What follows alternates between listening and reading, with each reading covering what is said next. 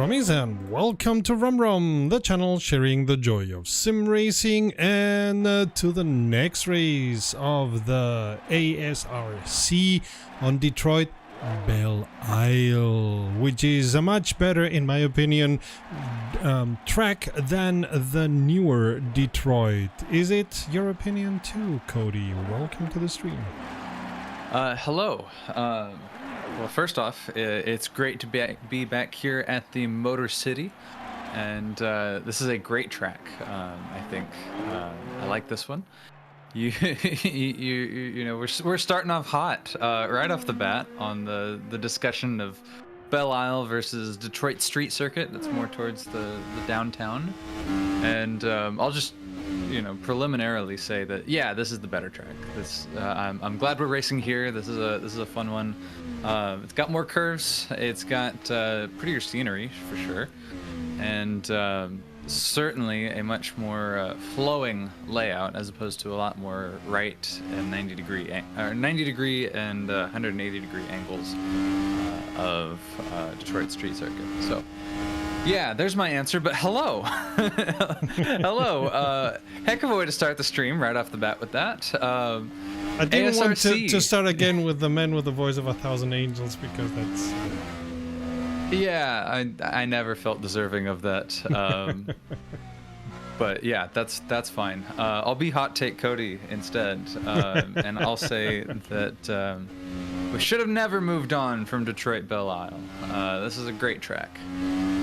So I'm happy that it gets to live on in sim racing here, and we're seeing some really cool drivers. You're looking at the very beginning of qualifying. We've got 7.5 minutes of qualifying here. Nobody has set a time yet. It just started.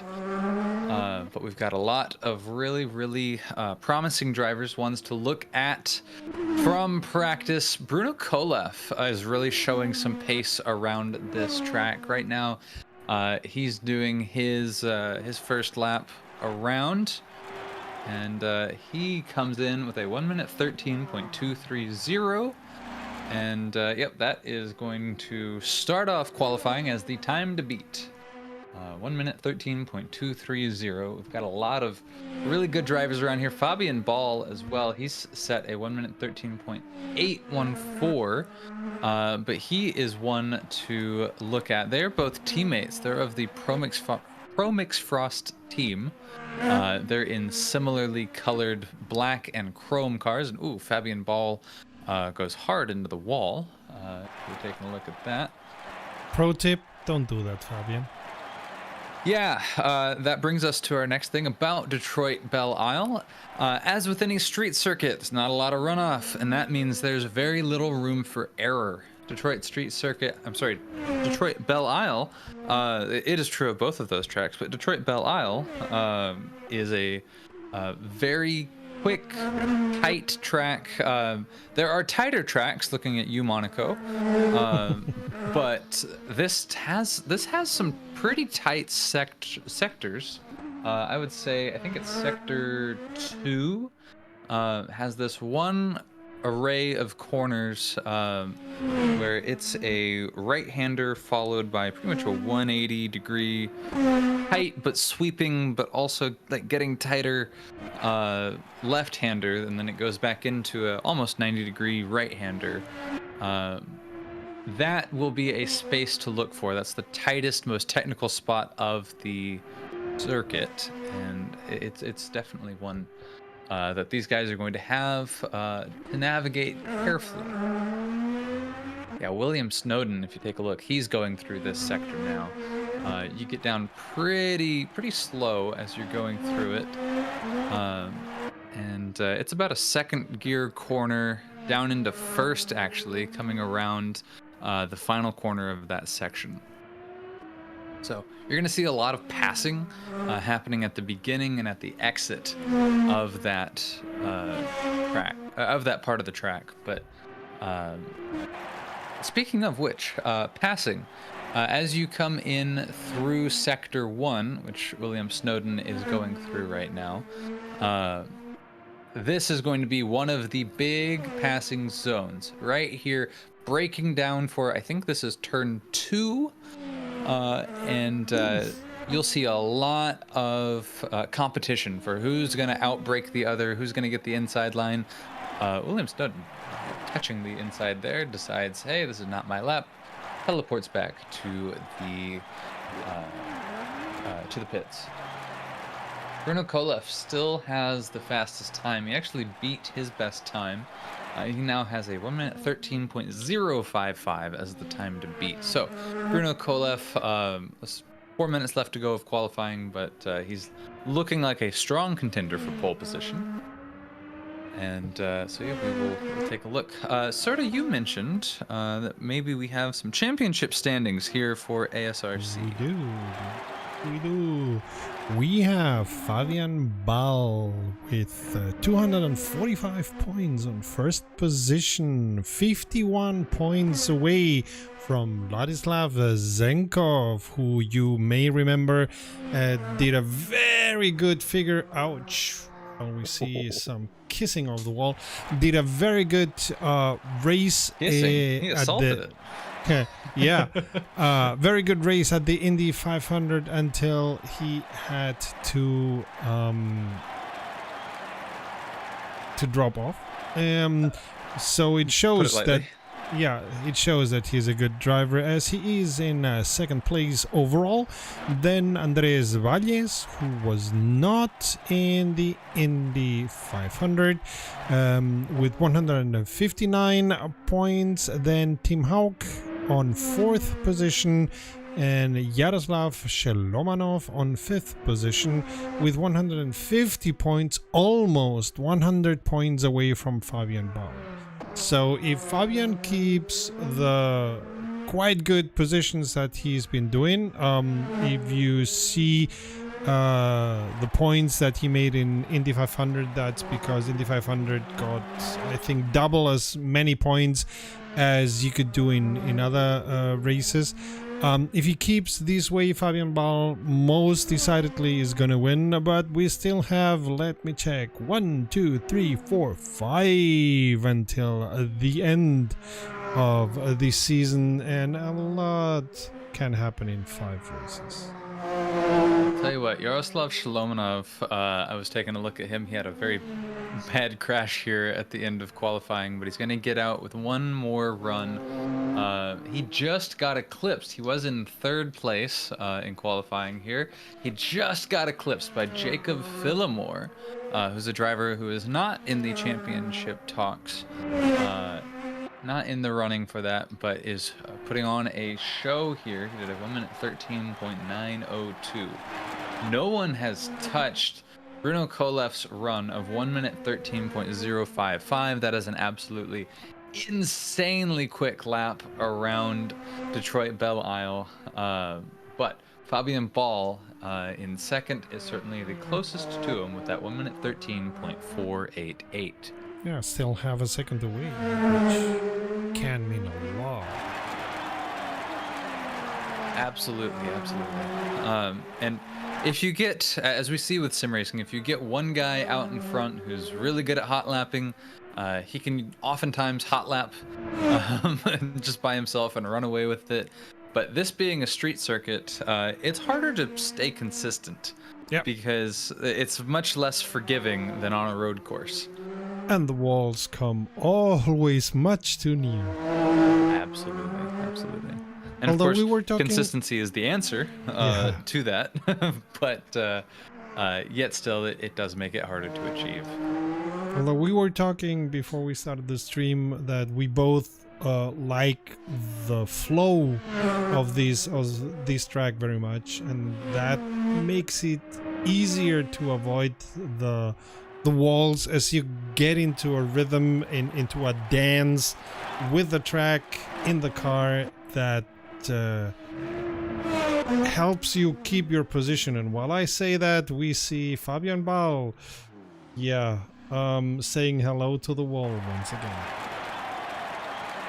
I expected to see that a lot in practice, but to stop seeing it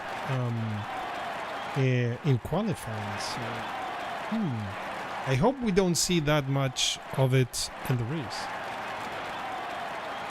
Certainly, time will tell. These are some skilled drivers, but we have seen, like you said, we've seen some crashes in practice. We've seen some crashes in qualifying. Those are the times to get that out of your system. Sim racing is uniquely different than real life racing in that you can take a lot more risks in practicing and finding the limit. You can go over the limit pretty consistently. Whereas in real life racing, if you're finding the limit by going over the limit, you will suddenly either not have a car, or if you're really lucky, then have a new car that you now have to find the limits of, perhaps a bit more carefully this time. So, and you'll soon find the limits of your bank account. exactly.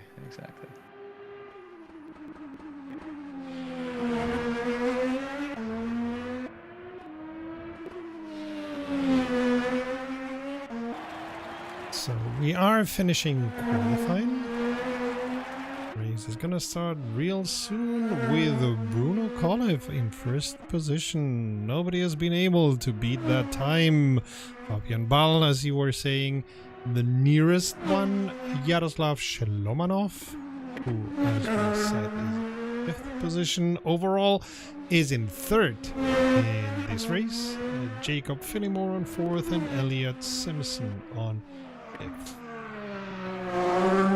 Zenkov is on 8th and Snowden is on 7th. Interesting to see, but yeah, in 2 hours of race, a lot can happen. That is very, very true. And we are excited to take you through it.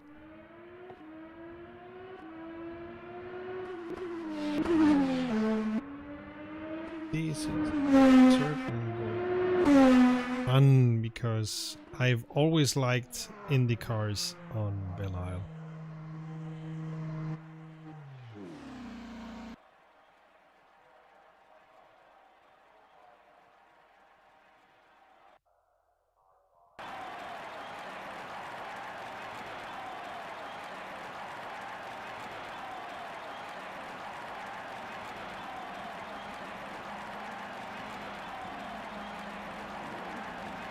Well, we're in warm-up now.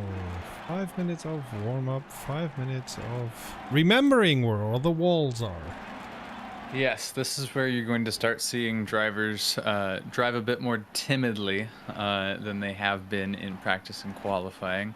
Not necessarily more, not necessarily more slowly, but they will be running. They will have loaded up their race fuel trim, and they're going to be running as if they would race, just to get the jitters out of the way, and get reaccustomed to not driving 110% on the limit, but just 99% on the limit.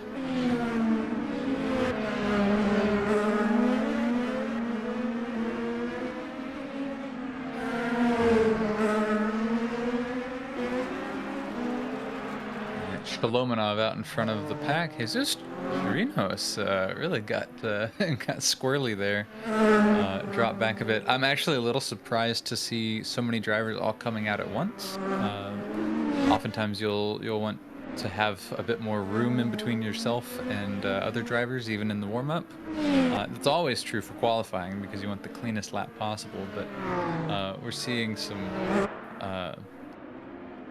guys jump back and forth, we'll call it. And for the most part, these guys have been getting around here pretty quick. I see Nick Stepanenko in the pace car. Yeah, he's going to be the pace car. Yes. Coming out. Yeah, he's doing some laps, so that seems fun. We got Lars Hageman actually hanging out behind him.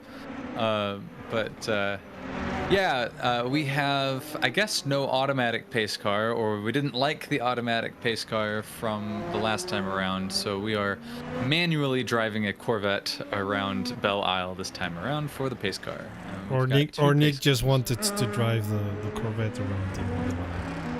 And who can blame him? No, I agree.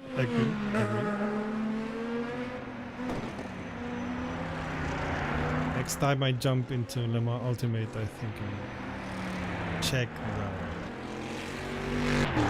Not the Corvettes. What is it? The LMP ones. Oh, the Is it Cadillac. Corvette? Cadillac, exactly.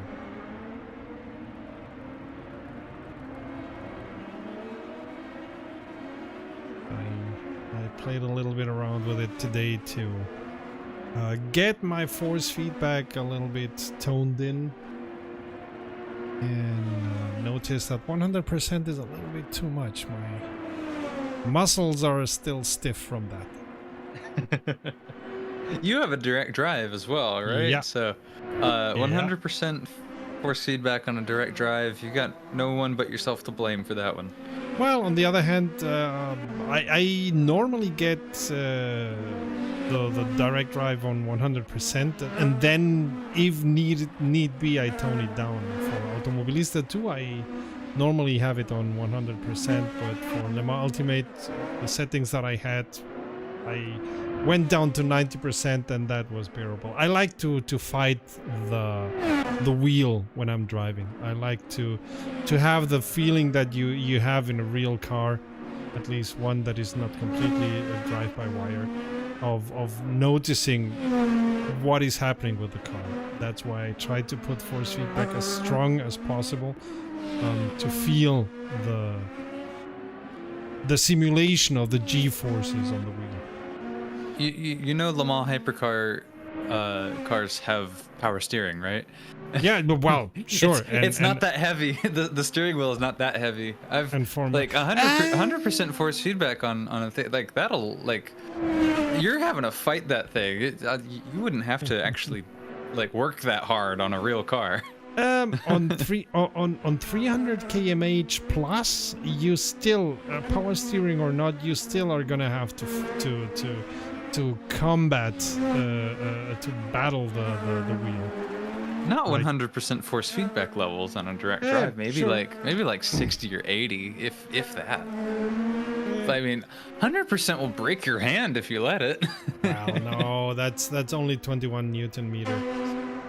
I went now down to, I think it's 17 Newton meters. Insane. Okay.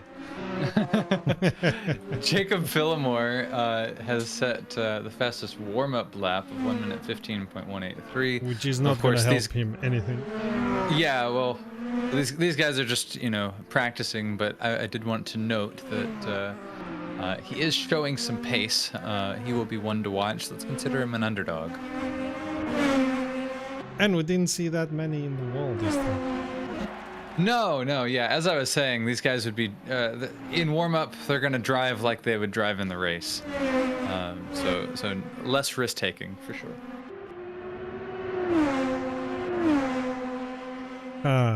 Mathieu Leclerc says on our chat, "Hi, wish us luck. Very hard track." Yeah, we agree that it's a hard track, and we agree of wishing you all luck.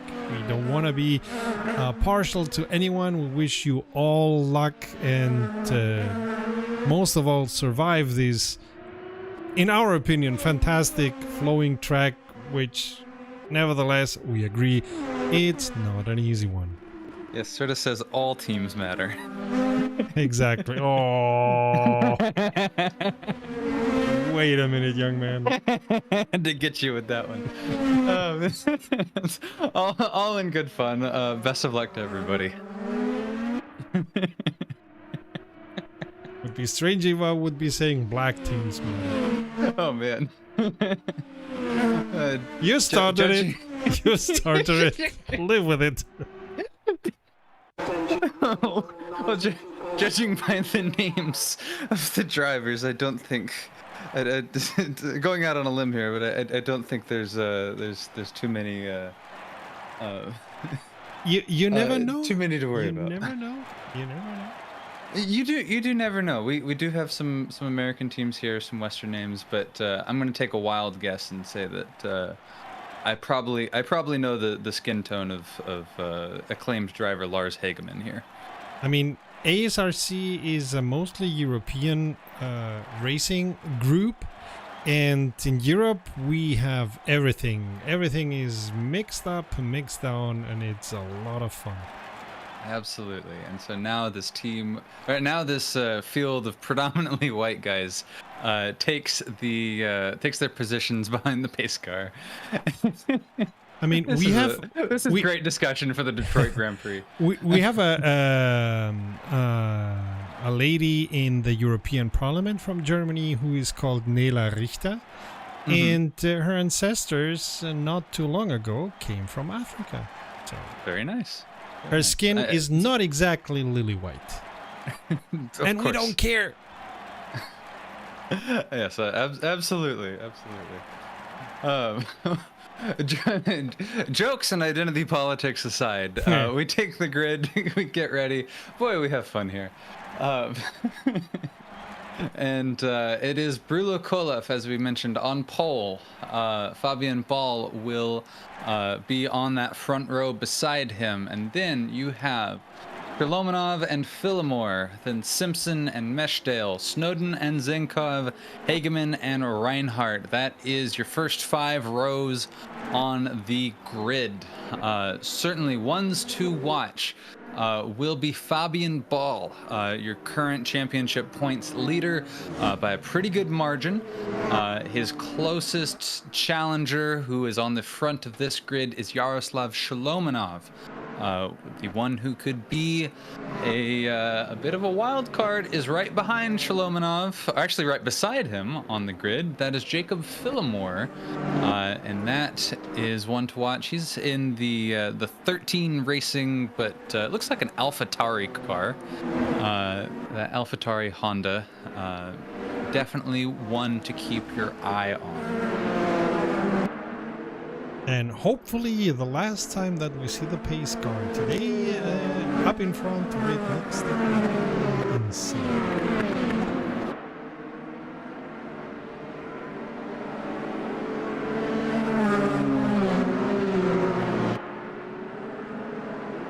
Say, there was no IndyCar this weekend, right? Or did I miss something? I do not believe so. I have been, but I wouldn't know because I have been Olympic pilled for the past day or so. Oh, those things without motors? No interest. Well, right now, I think going on right now, USA versus Germany, women's soccer. But it's all without a motor, football. so why are you interested? There are more sports other than motorsport that I do follow. I just watched the U.S. men's team kick butt. But here we are, Detroit, coming around to the start of the race, crossing the line, green, 70 laps. Here we go. Shalomonov and Fillimore getting a little bit of a touch. Shalomonov comes out in front, and Elliot Simpson takes advantage and gets past Fillimore into 4th. Bruno Kolev has taken the lead. Fabian Ball not too far behind. Coming around the first major corner here. Everyone looking to be getting through it pretty cleanly. That bodes well. Here we go through Sector 1 for the first time of many. Bruno Kolev widening his lead. We have kind of identified a bit of a hierarchy here, single file through some of these corners, getting into this tight technical section here. Again, whoa! Oh, 9th, 10th place, Sergei Sapozhnikov. Sapozhnikov got touched. I don't know who it was, but I think it might have been Reuven Meshdale. I'm sorry, Meshed. That is a last name I've not seen before, but we had a sector yellow. We don't go full yellow, but it looks like Sapozhnikov has some body work missing. Him alongside Bjorn Hageman as well also lost his front wing, so they will be coming into pit. Vladislav Zenkov, one to note, important for the championship, had a really poor qualifying, so he started towards the back, and he's also having a bad day because he lost a front wing as well. I think it might have been Zenkov who got involved in that original incident instead of Reuven Meshed. But we stay green flag running. Bruno Kolev is running away with it. It's at a 16.512 for that first lap. Fabian Ball is 3.5 seconds behind already. But woof, Jacob Phillimore getting a little bit slidey, got passed by Elliott Simpson. He had gotten that position back, but then lost it again. And now it is Elliott Simpson, the Promix Frost team, who is sandwiched in between Phillimore and Shlomanov. A name that really rolls off the tongue. We've got another yellow in Sector 1, trying to identify who that may have been. That Bruno Kolev just passed them. They're a lap down car, maybe? I actually don't see them anymore. Oh, I think it was a car coming out. And Jesus Rinhos, Jacob Phillimore, they get into each other and go off. Jacob Phillimore got turned around. Bad spot to be. Yeah, he started sliding, and then I think there was a small hit there. Hagemann, DNFs. Antonio Ferreira comes back into the pits again. I think Hagemann was the car that caused that Sector 1 yellow that I was trying to find. Bruno Kolev had passed a car that was stopped on the side. Yellow in Sector 2 now. Yeah. Who's that? Who's that? Interestingly enough, it tells me that it's Hagemann. Lars Hagemann. Yeah, Lars Hagemann. We have two. We have else. two. Yeah. We have one with number 60 and one with number 28. Yeah, we've also got Gregors Marzalek goes into the pits as well, or teleports into the pits, hard hit into the wall. This is definitely going to be Facundo Ginez. We're seeing a lot of incidents here, a lot of bodywork damage. Facundo Ginez is making his way around. Lars Hagemann hits the wall. Safety car is out Again. Bjorn Hagemann has DNF'd. We've got two Hagemans on track. Bjorn Hagemann goes out. Lars Hagemann is limping a damaged car around into the pits just now. Facundo Jimenez just made his way in. Lars Hagemann shortly behind. One missing a rear wing, the latter missing a front wing. Marzalek, a DNF, Hagemann DNFs, several drivers in the pits. I'm surprised we haven't seen a full course yellow come out, but I am seeing drivers going slow. We have. Okay. I got the information from race control that safety car is out. Gotcha. Yeah, okay, yes, Stepanenko has come out now. Stepanenko, not a competitor in this race. We've seen him as a competitor before, but this time around he's in a different car. He's behind the wheel of the pace car. Normally slower car than the...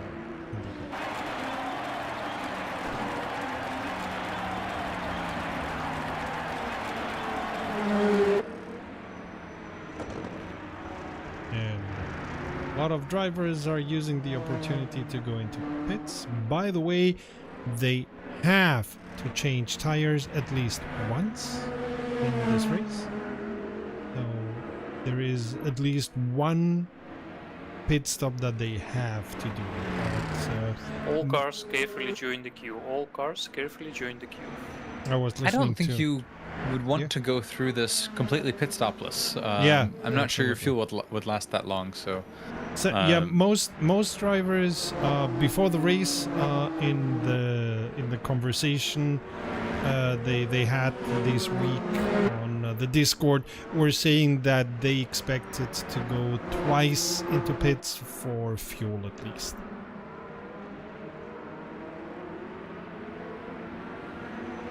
So yeah, I wouldn't expect either to do 70 laps without going into it. Cheers, Marty.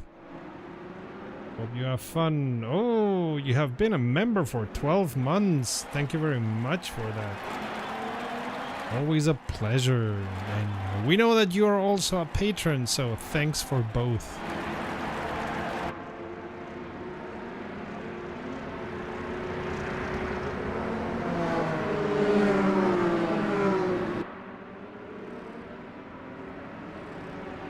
And yes, sometimes I may stop in the middle of a sentence because I have race control on my ears, so when Nick is saying something, I try to listen. And I haven't mastered yet the art of walking and chewing gum at the same time, therefore when he talks I cannot.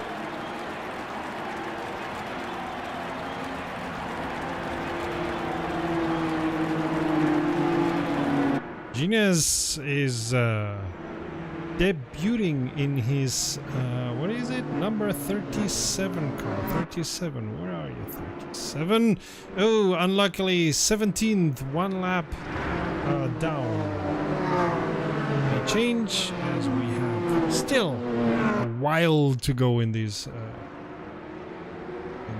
race, but for now he is not in the best position.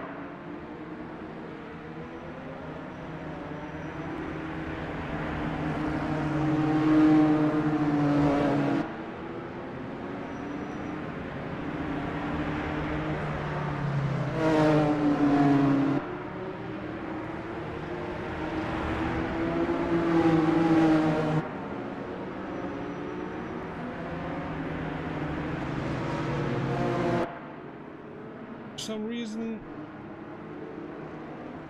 Cody has dropped off of the commentator booth and we don't know why Discord did that.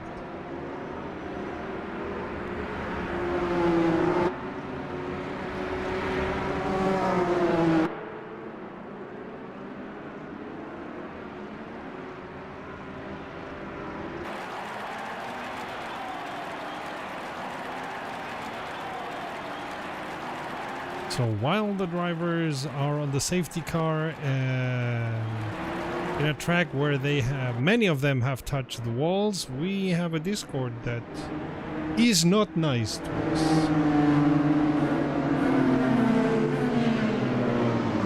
Lapped cars can overtake now on the right side.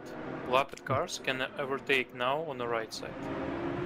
Okay, so those who are a lap down or 2 laps down can overtake. And this is what we are seeing they are all doing.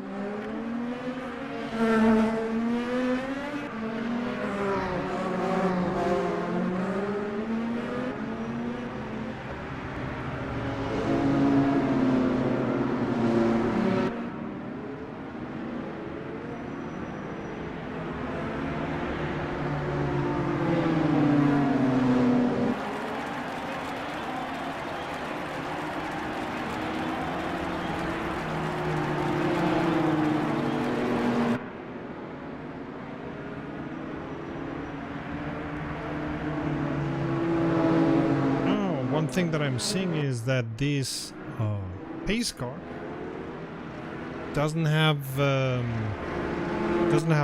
I don't know when it's going in once again.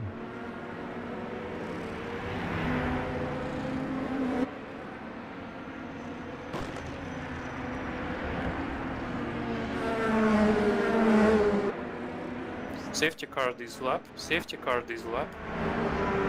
Okay, we got the information that the safety car is going in this lap. So while the lights don't work, at least the information from race control works.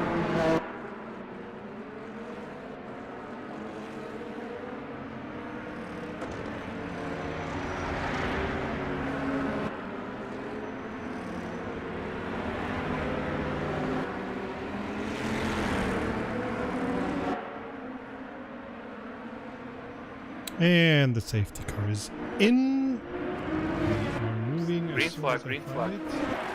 And green flag, we restart and we see Yaroslav Shelomanov getting the second position, but behind him Elliot Simpson trying to make life difficult for him.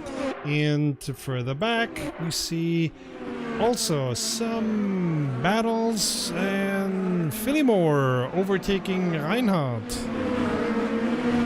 Well, there is of course, because of this safety car, the cars are now nearer to each other and there is a lot going on.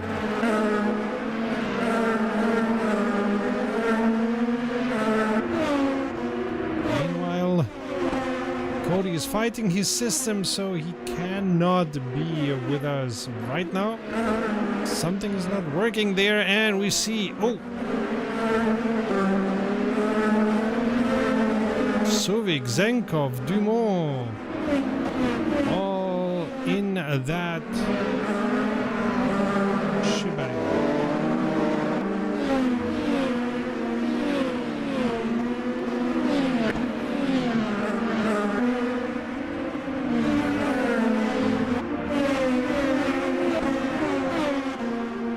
Keeping with this one, which is a very hot, contended, many-tiered battle. Crash in the first corner, crash in the first Oh, and we have a big crash that it's taking out many other cars. Ah, bother. Oh, bother. Who was that?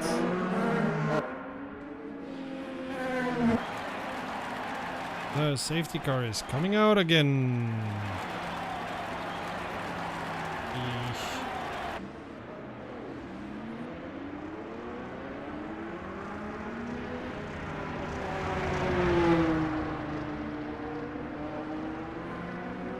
Oof. A lot of cars involved on that, as they did not recognize soon enough that the car... Safety car is waiting for a race leader. Safety car is waiting for There. a race leader. Safety car is out. Safety car is out.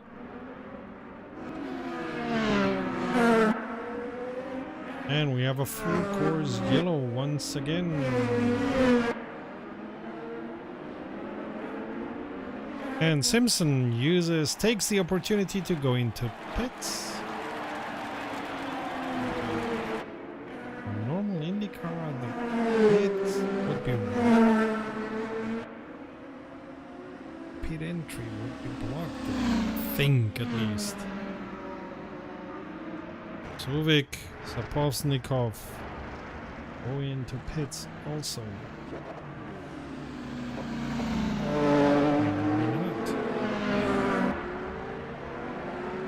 He won't lose as much time as in a normal race condition.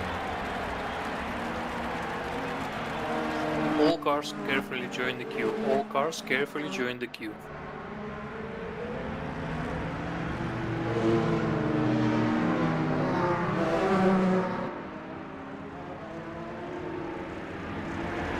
Surely we get once again the queue.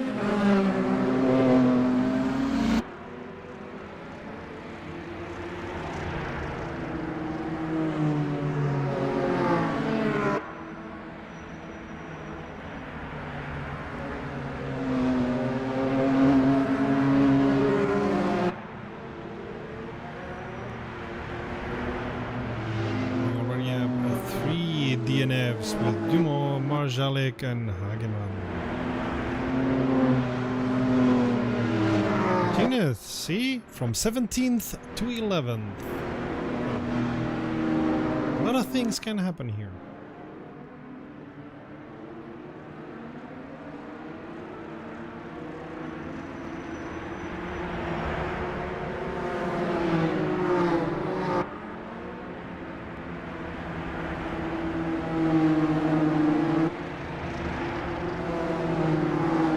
Yeah, absolutely, Marty.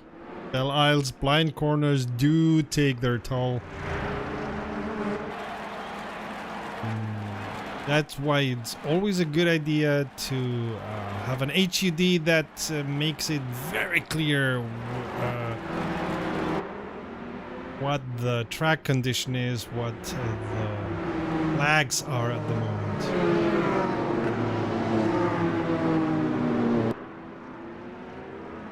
It's one thing that the GTX2 that I tested this week, I tested in the last month and I published the review this week, does quite well with the LEDs. Yeah.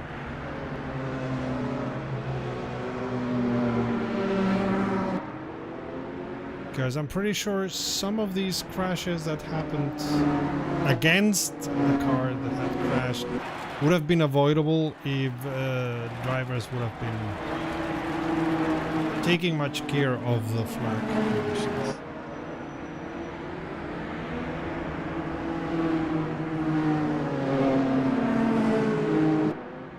But hey, who am I to judge? I'm not driving one of these cars. Lapped cars may overtake on the right side.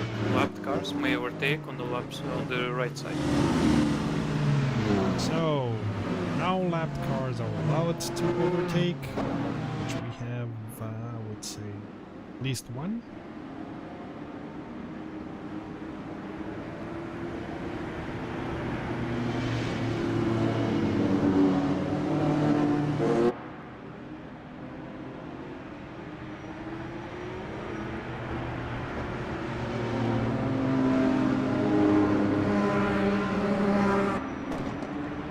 Excuse me a minute, I have a gremlin that wants to get on my shoulder. Gremlin in front of the camera.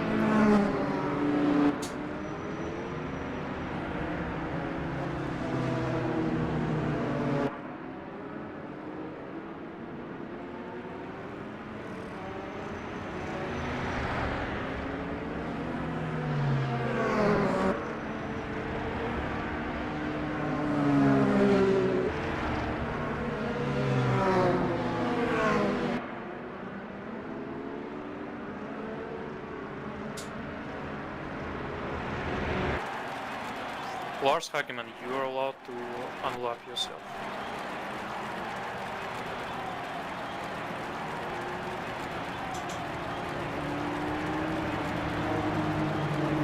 Seems they want to get the lapped car of Lars Hageman unlapped, or the safety car comes in. Go.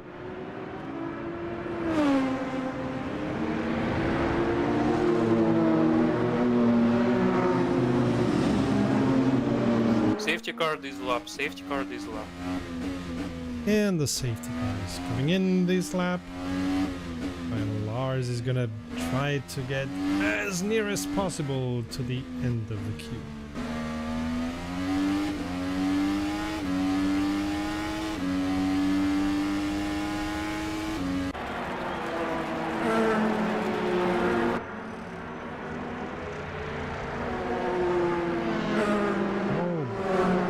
Cody is completely offline, so I don't know what happened there.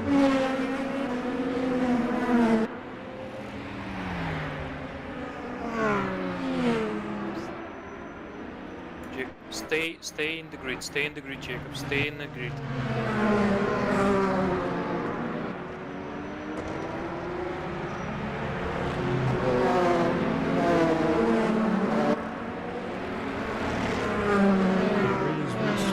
Soon enough.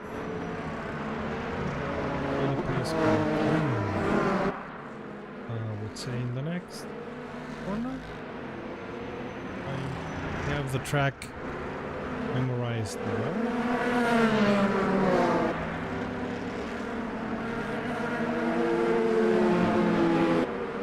Now. Green flag, green flag. And green, green, green. We have race condition once again.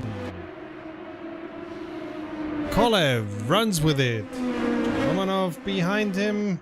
And we see a battle between Reinhardt and Meshede. Meshede is gonna have the inside. And makes it stick for now. Somewhere yellow. that for now.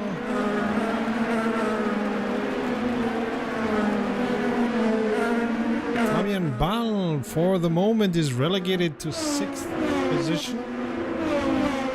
Is getting near to Reinhardt, and I suppose trying to change that.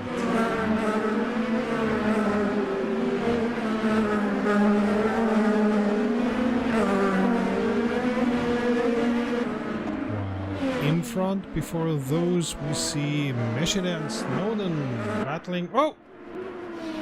And Shilomanov had a moment there. I think he may have even touched the wall. The way that he was wiggling around. And the way that he is now a little bit slower. At least it looks like that. Snowden on the inside does not make the overtake stick.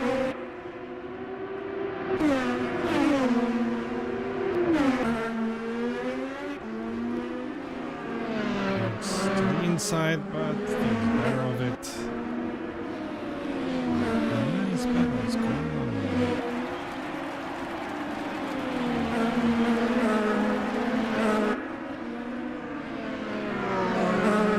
I mean, to give you an impression, this is what it looks like, and this is how near the walls come when you are in the middle of the race.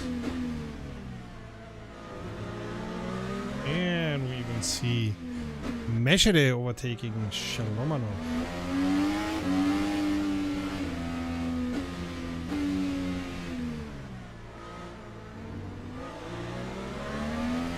You want to be careful with the curves.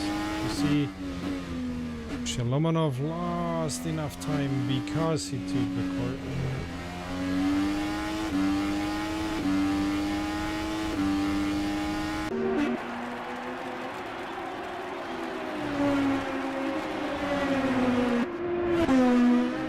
And we see a three-tiered battle between Bal, Snowden and Shalomanov for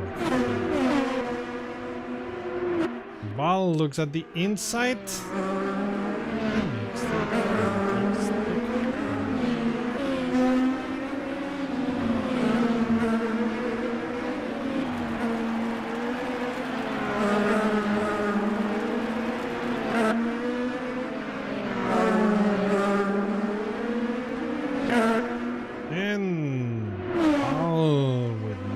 Issues overtaking Shalomanov.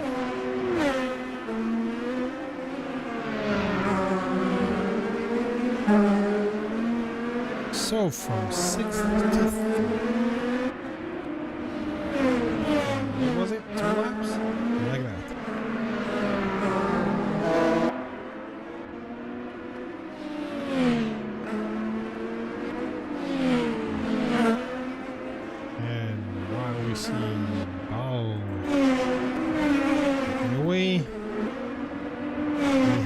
Reinhardt and Simpson battling for 6th position.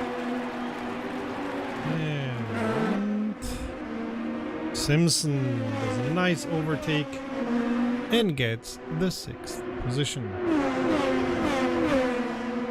At the front we have Kolev 5 seconds away from Meshida. 5 seconds, 6 already. Having quite a long race, but of course, when you're at front, that's what you want to see. And Bal is on 3rd, coming ever so near to Meshida. Back to the battles, we have Reinhardt and Sapochnikov, and behind him Sulik.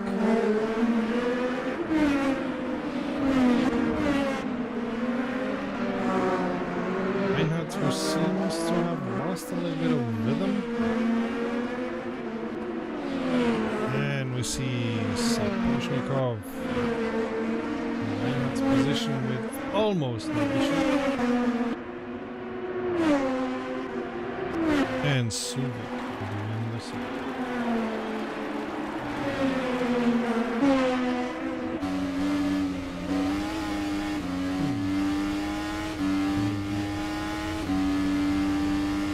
take a good look.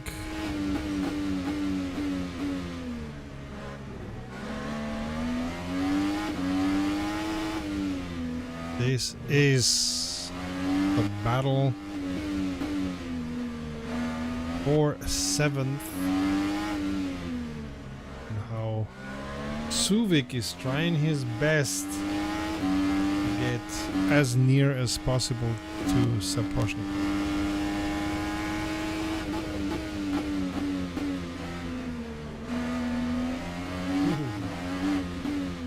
What was I saying about the walls coming ever so near at Belle Isle?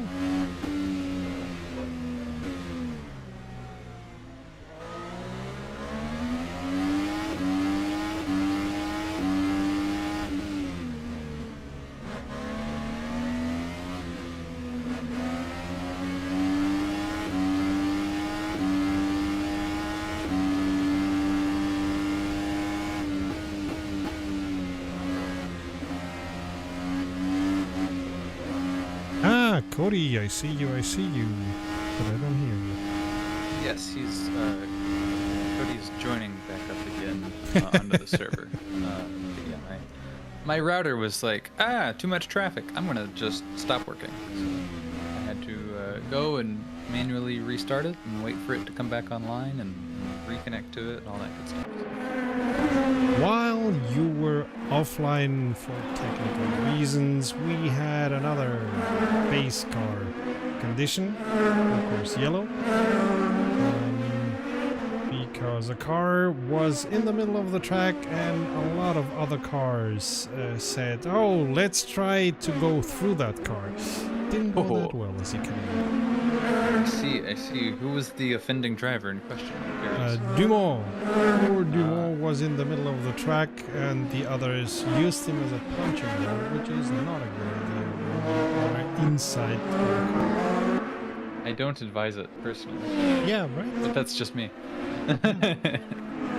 On the other hand, nothing has changed at the front for Bruno Kolev, who is still there. On the other hand, Bal was running 6th when we had the full course yellow and has now climbed to 3rd, showing that there is a reason why he is up there in the overall standings. It's always very impressive to see someone come back from a setback like that. Yep.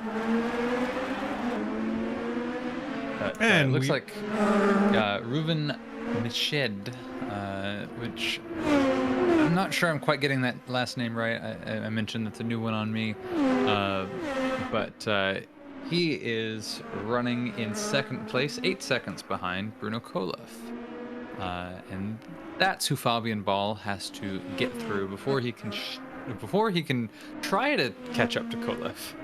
Hopefully not through. We don't want yet another full course yellow. Well, there's that. Around. Let's have him go around him.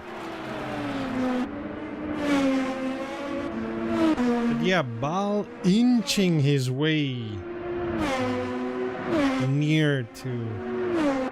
Well, let's take a look at Simpson and Sapochnikov if we're not already looking at that. Sapochnikov made a brilliant pass in turn 1 to get around Simpson, and now it looks like Timon Suvik takes advantage of Elliot Simpson being forced off the racing line, and he gets around Simpson as well. So Simpson's dropped back 2 positions. He now sits in 8th.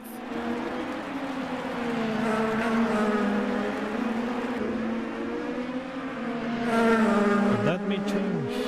Oh, what happened there? Sapochnikov lost control for a moment and hit the wall hard. And consequently, he's lost his rear wing, so he's going to be off pace. And he's in Sector 2 right now. This is getting into the technical section of the track. Simpson gets around him. But yeah, that's...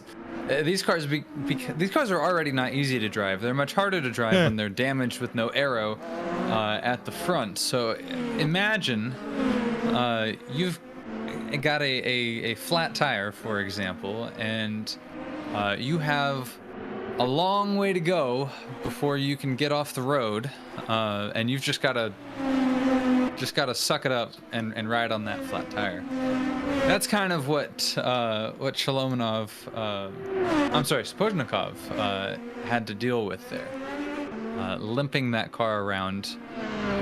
He does get it in, thankfully without any more incidents. It was a strange thing that was going on. All of a sudden it went to the left. Maybe he hit something in the road or something, or some netcode issue, but it's not what you expect to see there. Yeah, I confused Shalomonov and Sapozhnikov for the same driver because they are teammates. They both have Slavic names starting with S, and they're both running the same livery, so forgive my confusion there. Shalomonov is on third, and we are watching him, and Meshede trying to... at least Meshede is trying to get near enough to Shalomonov to call it a battle.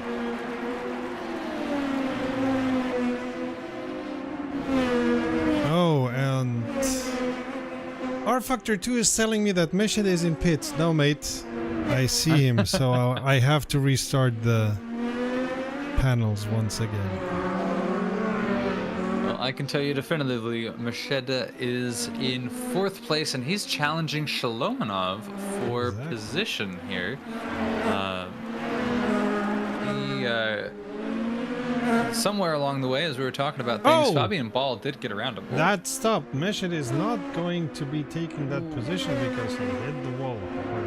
And that's in the exact same that's in the exact same spot on the track that Sapozhnikov had the same incident. And so now everything that I said about inching the car around the majority of the track with no front wing now applies to Meshede. That is a rough one. So that's not how you want to have your race go. We're about a third of the way through this race, so 2/3 left, and so there's a lot of... Oh! Meshede doesn't get turned in for the corner and goes right into the tire barrier and gets suddenly stopped. Well, if he was struggling before handling that car, he's really struggling now. Thankfully, that was the second to last corner before the pits, and so he gets it in. But yeah, there's no such thing as a straight line in that car now. I'm not sure if I heard that they are calling full course yellow. There was some information from race control. I see no movement from the pace car from Stepanenko. But let's see. Bruno Kolev, he's still going at full speed, it looks like. So I don't think we're having to worry about that yet. But Bruno Kolev, your leader, comes in for what I think, unless I missed it, is his first pit stop of the race. Yeah. He has more than enough time. And it's at about a third of the race, kinda, a little bit more. So, so I expect he's gonna be on a 2-stop strategy. Since Fabian Ball stays out for the moment, Shalomonov also stays out and is encountering some of our first lap traffic. At least the leaders going around our first lap traffic. Oh, and Shalomonov and Ferreira touch. Ferreira, the lap down traffic, and Shalomonov, I think, had the space, but was perhaps carrying a bit more speed. They got into each other. I'm not sure there was anything Ferreira could have done more. He was on the outside of the corner, and Shalomonov just kind of tapped him going in. Yeah, Ferreira not required to slow down to let Shalomonov by. Shalomonov does have to find his way around fair and square. But this is one of the issues that you run into with lap down traffic in a street circuit. The room to pass can be kind of tricky, but this is one of the wider street circuits that you'll see on any calendar. And True. So I was a little bit surprised to see a very unnecessary touch there. But one thing this is serving to do is really bunch up this group of second, third, and fourth. They're all really close together now as Antonio Ferreira has kind of become a de facto pace car for these three drivers behind. And I'm sure they will all make their way around. Yep, there we go. Ferreira lets off the gas to let all three of them around. Which is probably at that point the right thing to do. Yeah. As somebody who is lapped often enough, believe me, it's not what you want to have in this kind of track. You are begging for the opportunity to let the others go. We have a new retirement. Ruben Machete of Advanced Competition has DNF'd. So that incident there, I don't think the initial incident was enough to get him, but that second one really, I think, got him good. Snowden looking on the inside, trying to find a way around Sholomonov. For now, not being able to. Oh, yellow in sector 2. I want to say Matthew Leclerc, I think, had a moment, but it didn't look like a big moment. But he did lose some positions. But we stay green. We are back to green. Flag running around the entire track. Suvic, Snowden, Romanov goes 4th, 3rd, 2nd.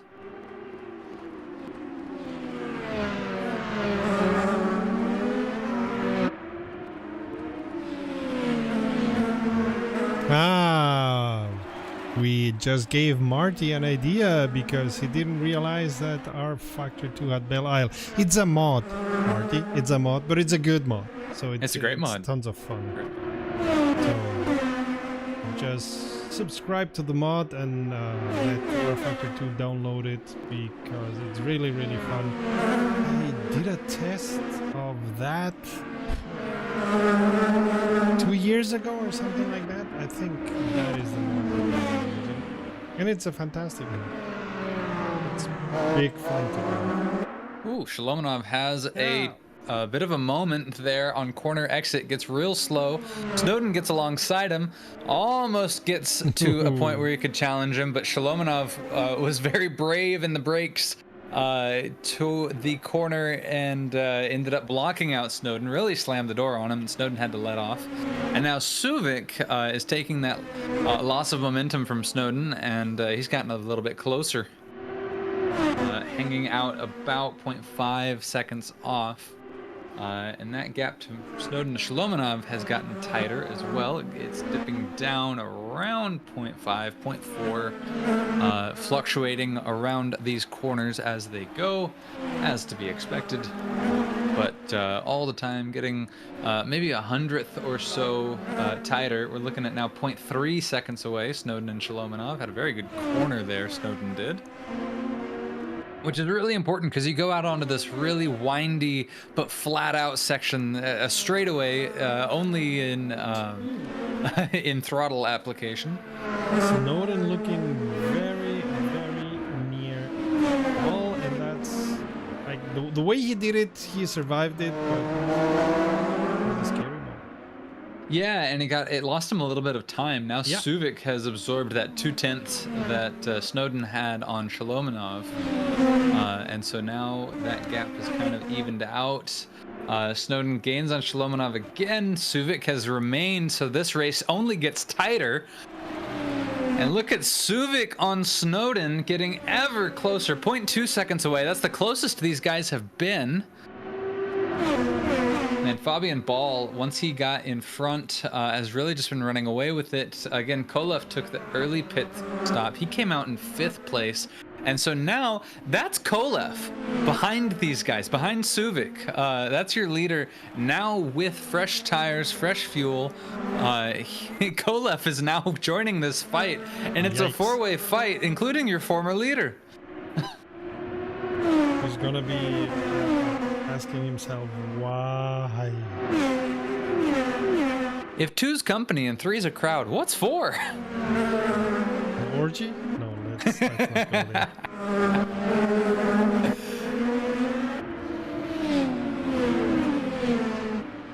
We have a really good battle here going on, and for as single file as it looks a lot more exciting when you look at the timing screen. Snowden 0.26 seconds away from Shalomonov. That has only gotten tighter over the past several laps. They get out on the straight. I say that Snowden falls back a little bit, but Suvik has regained or not. He's maintained the gap to Shalomonov, and so now Suvik is challenging Snowden, but Kolev is challenging Suvik. And look at that, there's Kolev alongside him, and Kolev makes the pass into the braking zone. Really good, masterful pass. Kolev is not just a hot lapper around here. He can race. Look at that. And Lars Hagemann now is also he's a lap down, but he's gained on Suvik now, so he's going to try to get his lap back. And again, these guys, as they're going, especially through this section, there's drafting, and Kolev passing Snowden. There we go. And now Kolev is really working his way through this field. Again, these guys are guys who have not taken their pit stop yet. Kolev has a pit stop underneath his belt. And so, these guys are going to have to pit at some point. Kolev is not. So Kolev doesn't have to work this hard, but he is really carving his way through this field. And look at Kolev now challenging Shalomonov. There you go. Shalomonov. Yeah, Shalomonov sees, I think, the writing on the wall. Doesn't want to fight with that. Takes his pit stop. Zenkov has DNF'd. Oh, no. We saw yellow in Sector 2 flash on the screen, and then Zenkov DNFing. So we didn't see it exactly, but you could probably put 2 and 2 together there. That Zenkov reps out a hard off. That makes 2 races in a row that Zenkov fails to finish. He's a very, very competitive driver. Very talented driver. We've seen him in this championship and in past championship seasons. Really putting on a great show for us, and so to see bad luck twice in a row strike him is very unfortunate. Especially as he is second overall, and him getting a good position, or at least keeping near enough to ball, would have put him in contention for the first position, but not after this race. I'll tell you what, speaking of near enough to ball, there's no one near enough to ball right now. He is 25 seconds away of second place, which is Bruno Kolev. So, again, remember, Kolev has taken his pit stop. He took a very early pit stop, but Ball has not taken a pit stop yet, and he stayed out this lap. So 31 of 70, 35 of 70 will be the halfway point in this race. That is when we're going to expect to see most of these drivers pit. Yeah, exactly. Ball may be going for a 2-step strategy, and while Kolev may be going for a 3-step. Remember, they have to do at least 1 pit stop, because they do have to change. I would say perhaps these guys are going for a 1-stop strategy, with Kolev going for a 2-stop strategy, because if you're only pitting once the halfway, that's just 1 pit stop, maybe 2 stints, but 1 pit stop. Yeah, that's what I mean. I gotcha. Suvik and Snowden are racing against each other. Suvik falling back a little bit and then coming up a bit more. And there we go. Suvik coming into pit. And then there was Snowden. I would say it's Snowden and Kolev, but Kolev is already 2.5 seconds and counting ahead of Snowden, and has his eyes only for Fabian Ball at this point. What a love story. Shalomonov has come out of the pits in 7th place, and he's come out behind Andres Kananovic, and so those guys now get to fight each other for 5th. Now that they've gone past a driver who came into the pits, I think that was... Actually, I have no idea who that was. I'm not going to pretend to know. But Kananowitz getting ever closer to Shalomonov. And Shalomonov then rubber banding and getting some time on Kananowitz. 0.9 seconds apart now. As I was saying the first bit, there was 0.5 seconds between them. And now it's already 1.4 seconds. So Shalomonov starting to run away with it on Kananowitz. Elliot Simpson in fourth is the next one to be conquered by Shalomonov if he can do it. And that's 5.5 seconds ahead of the yellow low priority racing team number 35, driven by Shalomonov. And we're seeing something that is typical for this moment in the race, and that's that the battles have stopped, have calmed down. The drivers are in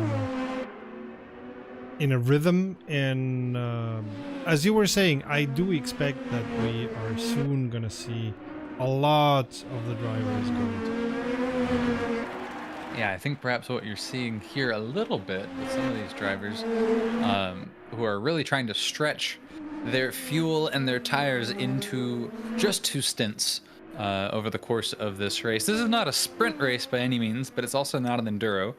And so 1 pit stop for this race is doable.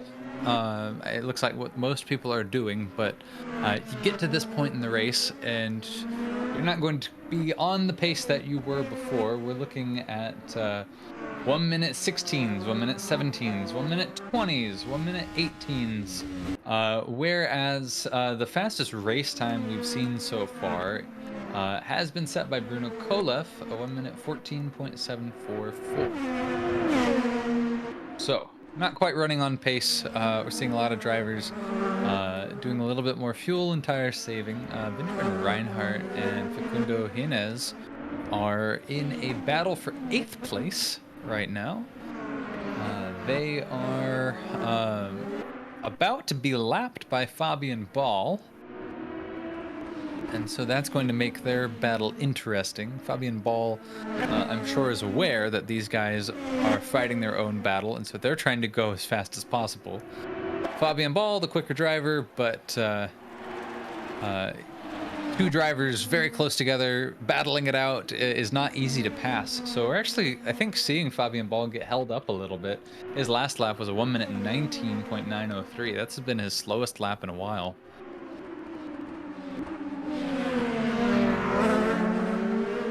I mean, not that he's losing enormously in time and positions. Oh, and they're getting shown the interesting R Factor 2 showing the blue flag while IndyCar does nothing. So that's the funny thing about R Factor 2. Like, you're racing IndyCars and they're saying, hey, so we're using a standard set of rules. That's something that, for example, Automobilista 2 has differently, and I think R Factor 2 has it too, but you have to fiddle so deeply into the sim that most organizers don't do that.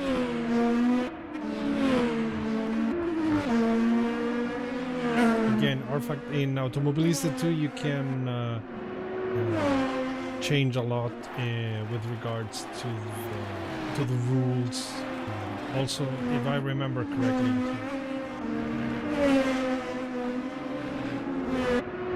coming back to what Marty was saying, that he didn't realize that Belle Isle was in R Factor 2. That's the beauty. I mean, I love mods, and one of the many beauties of having mods is that you can drive in tracks that are not used anymore, that don't exist anymore in that form, or will never exist like that because they are historic. That is one of the many beauties of sim racing. And, you know, for that kind of thing, Slow I think car, also first sector, a slow lot of car, first first-party sector. developers are become very concerned about accuracy and laser scan tracks and all that. Oh, we have a yellow in Sector 1. Flipping through, it looks like Andres Kananowicz might have gotten a little bit slippery there. Yeah, I think Kananowicz had a moment because Slow car Facundo sector, Hines has slow some car space sector. in between them.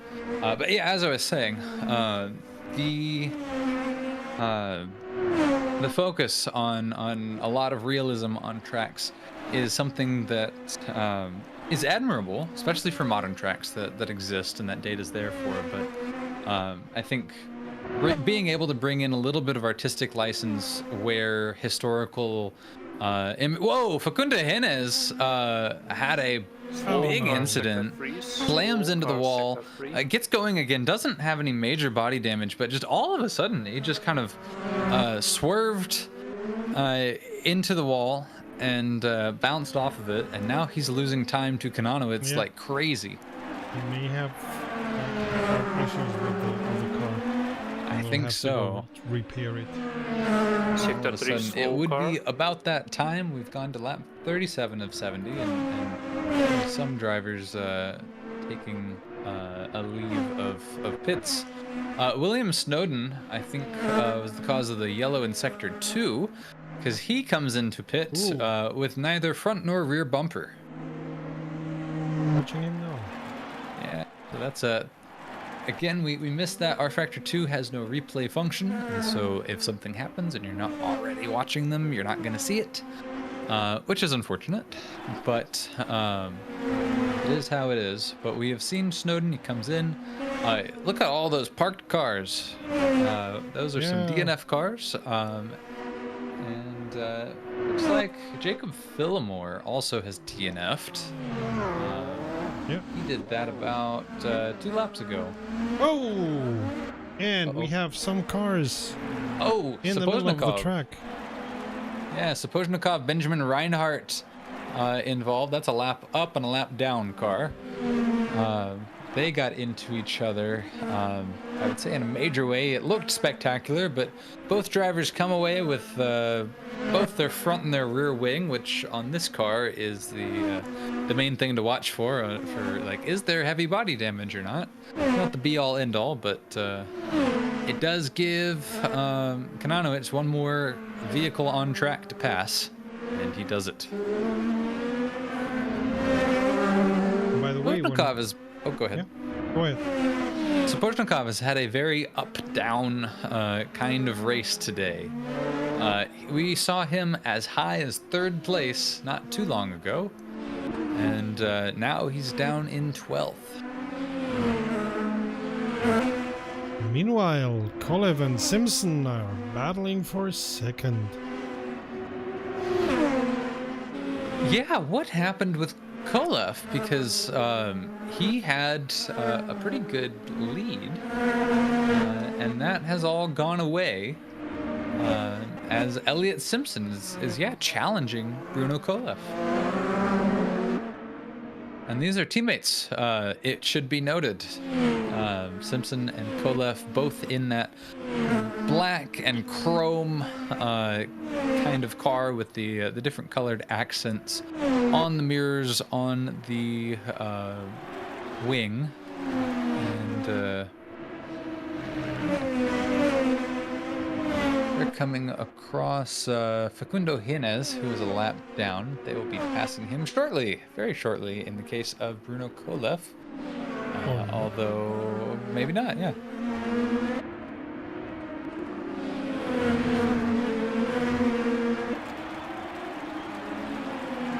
The gap has only increased, though. Kolev was not terribly long ago 25 seconds ahead of the rest of the field.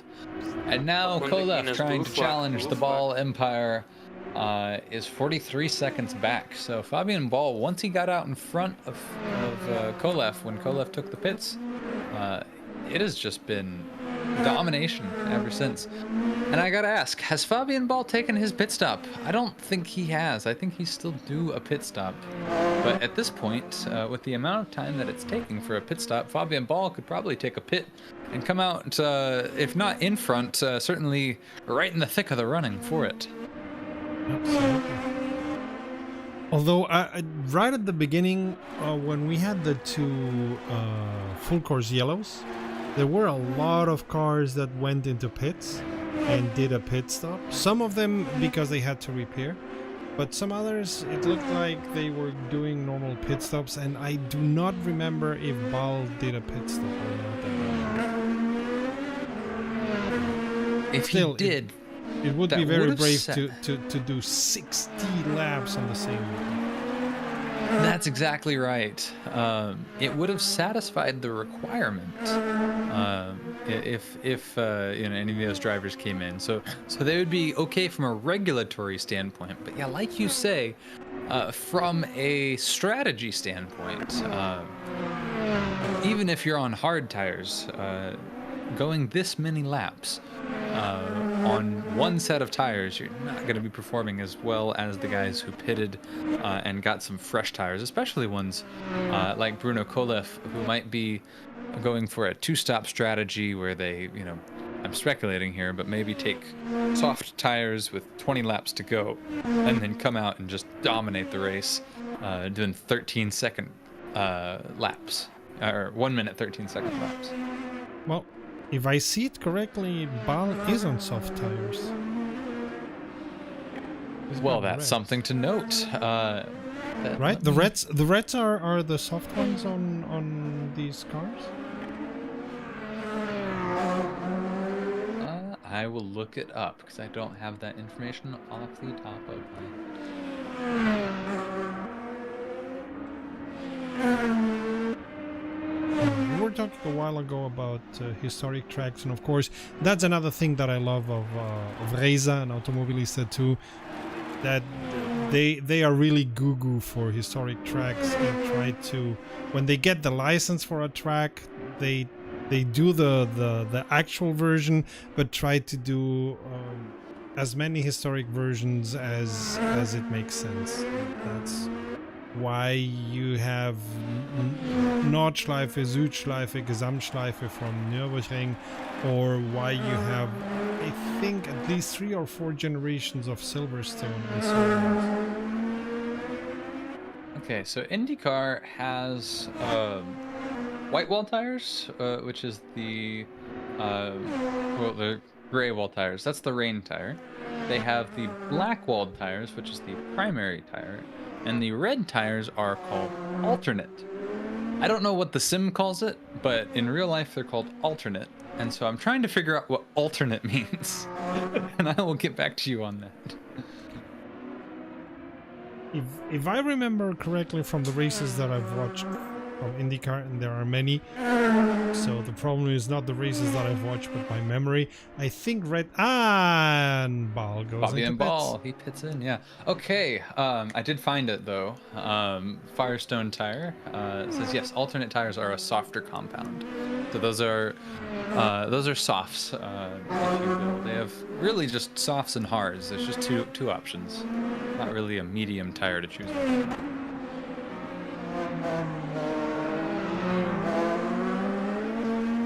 Yeah, they don't go all that complicated with soft, super softs and whatnot that Formula 1 has or had or whatever. I've lost track of Formula 1 as I don't follow that.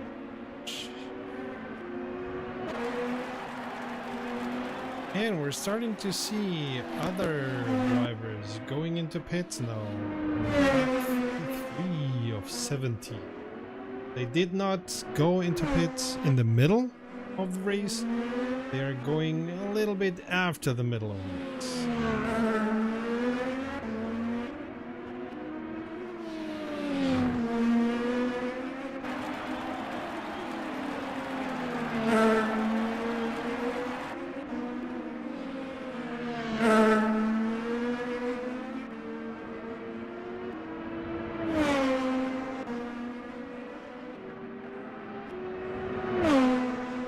So Fabian Ball, he does come out in front. So he's first place again. He never lost the position whenever he went into the pits. So whatever his strategy is, it's working. But Bruno Kolev, rather than being 45 seconds behind, is now only 10 seconds behind. So there's a bit less wiggle room, as you might imagine. But Kolev also running those same red alternate soft tires, and so he's probably experiencing a similar level of degradation as Ball. So at some point, Kolev's tires are going to fall off, not like literally, but their grip levels will fall off, and he will probably want to replace them if he wants to maintain his pace. Yaroslav Shalomonov has worked his way back up into third after some of the pit stop shuffles. We had mentioned he's having a very up-down kind of day. Well, he's back up again. He was 10th place about 10 laps ago and has made his way all the way up into a podium position, passing Elliott Simpson. Of course, he's got a little bit of a ways to go before catching Kolev. There's about 8.4 seconds between them, and there's 18 seconds between him and the leader, Fabian Ball.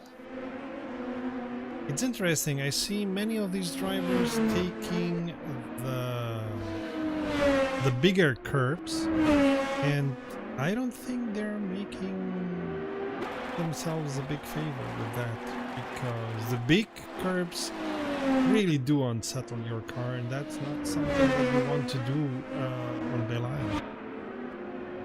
So, while that is generally true, another thing that needs to be considered is the way that you set a car's dampening up. Shalomonov hit the wall hard. His car looks as if he's in one piece. Yeah, he's driving a little bit squirrely. He's off pace. Elliott Simpson's caught up very quickly after that incident. And he's going off the line. Yeah.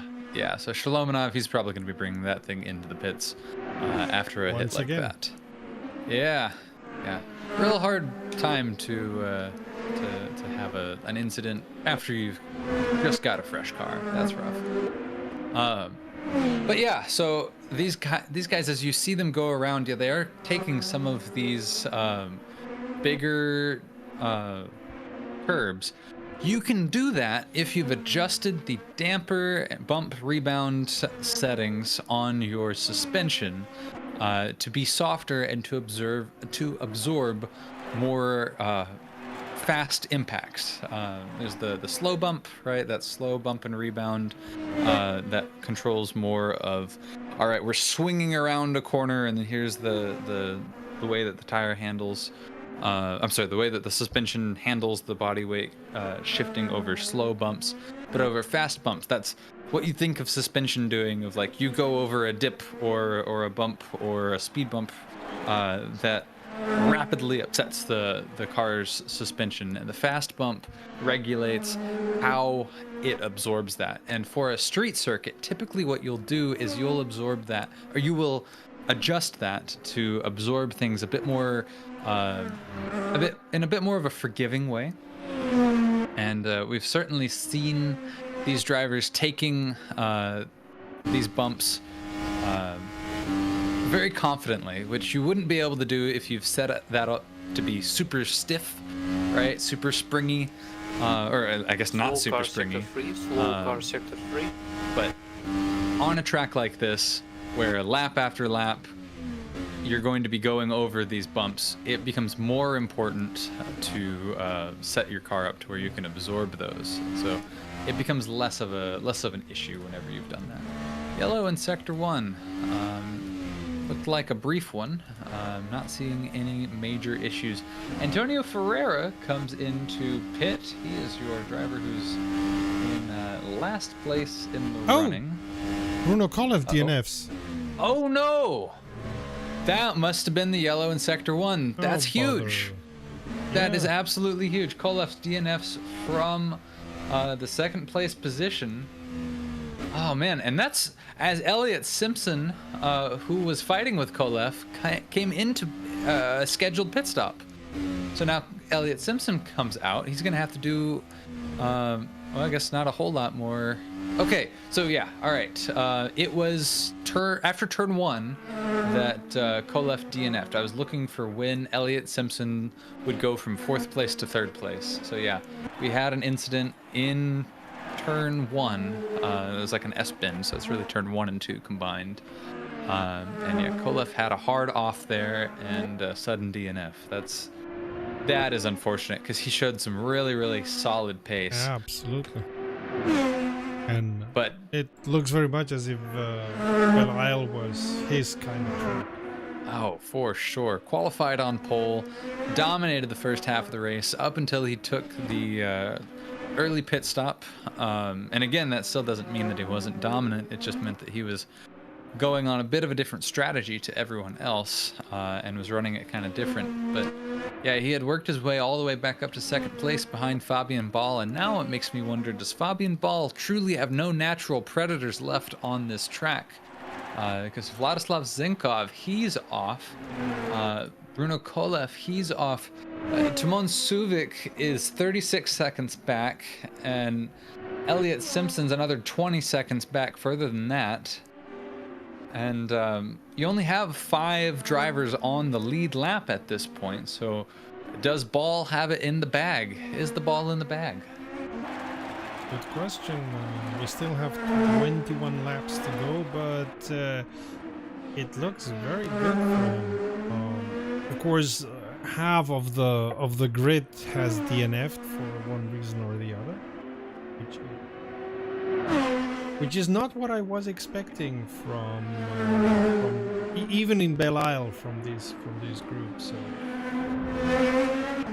Well, Belle Isle is a uniquely, well, I wouldn't say uniquely, but it is one of those tracks. Oh yeah. That you've got. Oh, we see drivers slowing down. Do we see drivers slowing down? No. Is that just no? Okay, never mind. Yeah, Belle Isle is one of those tracks that it is a street circuit with almost no runoff, but it is also a very fast circuit with a lot of quick change corners, and all of that combines to you have fast corners where if you make a mistake, it is unforgiving. Incredibly unforgiving. And so as these drivers make their way around here, you can have very good drivers make one mistake, and that's race over for you. And that's, I think, exactly what we saw with Kolef. That turn 1 quick right and left hander, you're doing basically flat out. You're slowing down a little bit for the first corner, but then once you're in it, you're fully flat out, and you are going. Oh, Andres Kananovic spins out on the corner that's entering sector 2. Yeah. And he loses the position to. Oh no, he doesn't lose position because Reinhardt's up there, but that was a lap down car instead that looked similar to him. But Kananovic is slidey. His car has gotten very loose. He's tossing that Husky Chocolates car, the IRG team, number 81, around, and he has dropped off significantly. His pace is really, really falling behind compared to not only his best but also his last position. I'm curious. He's having to battle that car and goes into pits, I suppose, for repairs. Yeah, there you go. I don't. Well, the thing is, he didn't hit the wall or anything that I saw. Yeah, maybe and he before, wasn't like sliding. and that's why he was this way. Maybe I I don't think it was just time. I think his tires just fell off a cliff in terms of grip. Would be. Oh, and we have a wild Rocco Thamanoides in the chat. Hi, mate. Long time no see. Glad you could make it. Howdy, howdy.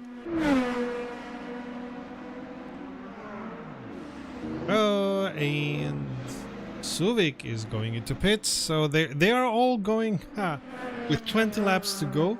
I suppose they're going, as you were saying, for the softer compound. But That would be what would make the most sense, especially since this alternate tire, if you will, seems to be more robust than what you would think of as a soft tire in Formula One or GT racing, or even hypercar. Case in point, we've seen Fabian Ball stay out for a long time on that soft tire to really no major consequence. He's driving fastest of anyone else, and you would think that would use a lot of the grip up on the tire, but we've seen consistent clean driving, so it looks like there's not a lot of downside in this race to running the softer tire compound. Lars Hageman, Facundo Hines, they're battling it out for 5th. although Ineth left Hageman pass quite easily. So. Yep, certainly still important to note, as this is Lars Hageman's first time in the top 5 in this race.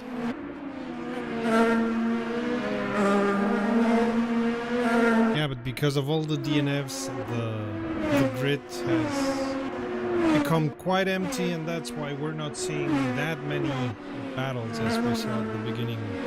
But there's stuff cooking. If we look at the 8th, 9th, and 10th positions, they are getting more to I expect that we're soon going to see going on. Yeah, that is Snowden, Kanonowitz, and Chirinos. Chirinos. Not an H there. Chirinos. And Snowden, this is the... That's right. A peck. Yeah.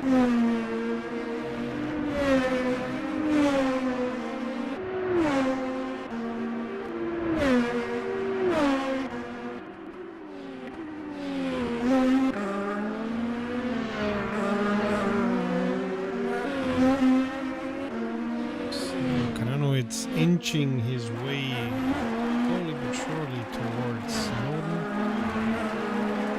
About a second away.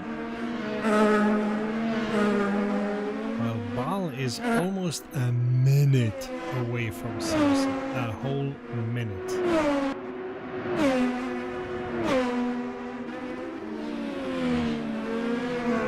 It has definitely been Ball and the Pips for the past little while. Whoa! I saw, I don't know if the stream saw that, but I was watching Fabian Ball there, and I saw his first major wobble so far in this race. Yeah, he was coming out of the final corner of the lap, and he got just all of a sudden, just the back end broke loose. He got very sideways. He caught it and snapped back into position.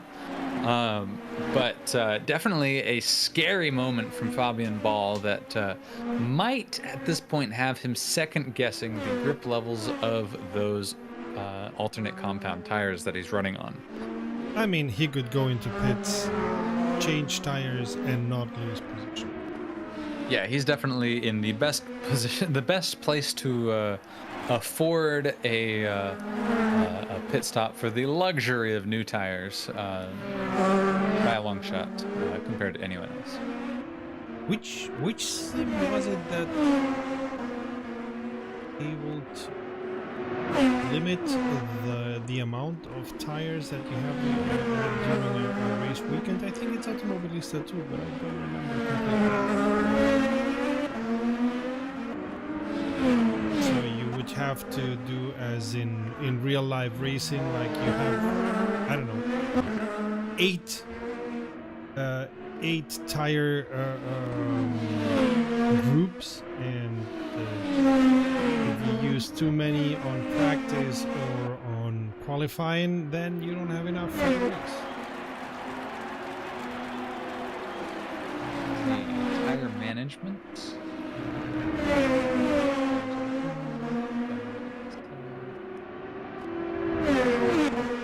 Kananowicz has been eating up the time, and he is now in hitting distance from Snowden.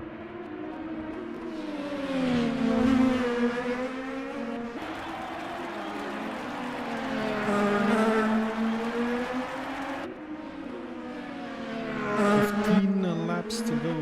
We see Snowden maybe soon losing 8th position to Kananowicz. We're keeping on it.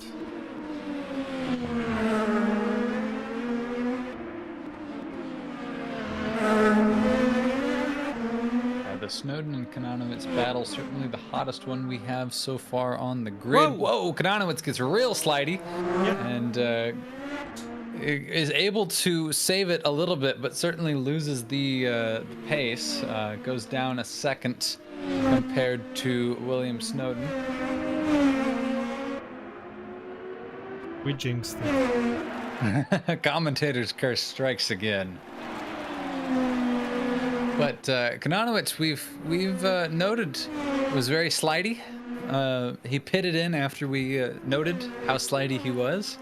And then he came out of the pits, and we're seeing a little bit of sliding still. So I think that might be not just tires, but also some suspension setup as well coming into play. Marty corrects me in chat saying that it's not yet in Automobilista 2. Then I remembered one of the development updates that Renato did, and thought it was already in. Too many news, too many sims, losing track.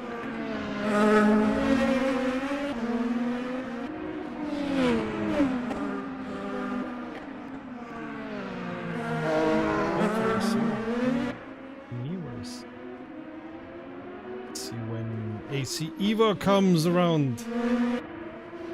Who knows? You promised July, but then you kept quiet. Kananowicz has recouped that time. Snowden is trying to make his car as wide as possible. Kananowicz looking towards the outside. He's got a good run top speed-wise, but Snowden has the inside line. Outside is not the better.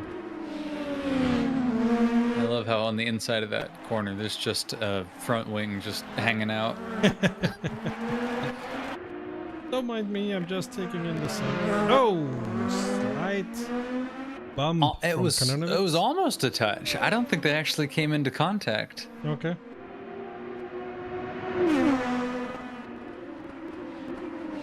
But yeah, they may as well have been, because I think it might have upset Snowden's car all the same.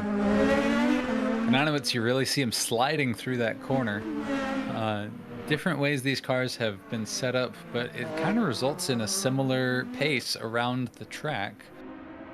You can really see their different driving styles. William Snowden, very planted going through. Kananowicz kind of drifts a little bit, swings the back end around. You saw a little bit of a wobble there from Kananowicz's car. And you see that he's lost a little bit of time. Yeah, it's not faster. That's the thing. That's what he's struggling with as he tries to push that car. Matthew Leclerc comes out behind them. He is a lap down from these two doing their race. We're on lap 58 of 70. I think a lot of the drivers who are going to have pitted have pit. There will probably be a couple more, but there's only 12 to keep track of, so I don't think there will be many more than we've already seen. Kananowicz comes ever so near to Snowden, and then he loses control. Of course, a bit of it may be dirty air, but I think the other bit is that he's a tad too aggressive.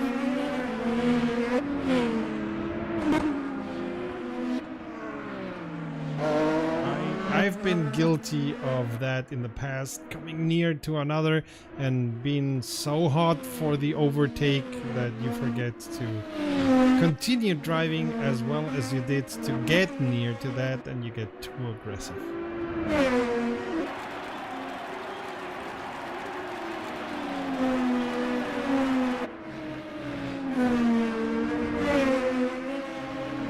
Now he's a whole second away from Snowden.